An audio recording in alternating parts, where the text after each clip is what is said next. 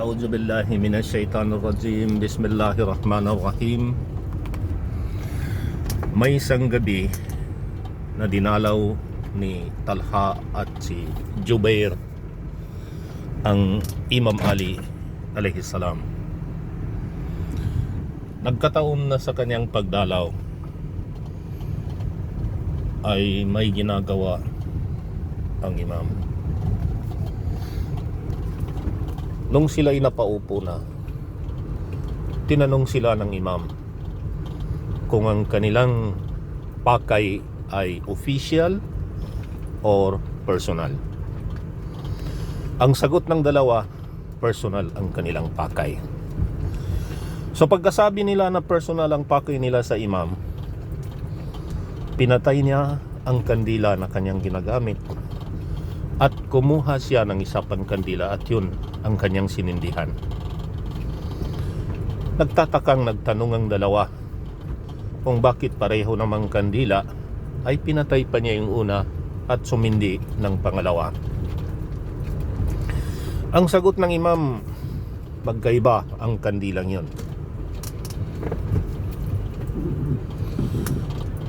Ang unang kandila na kanyang pinatay ay pag-aari ng gobyerno. At ang pangalawang kandila na kanyang sinindihan ay pag-aari ng kanyang pamilya. So sabi niya, since personal ang pakay ninyo sa akin, hindi ko pwedeng gagamitin ang kandila na pag-aari ng maraming tao. Ito'y isang katotohanan na nagpapakita ng tinatawag na moral governance, na ang pera ng bayan at pag-aari ng bayan ay hindi natin pwedeng gamitin sa ating pansariling kapakanan.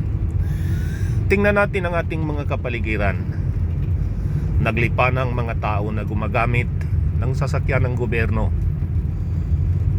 sa personal nilang lakad, pansundo ng pamilya, ng mga estudyante na walang kaugnayan sa kanilang official function.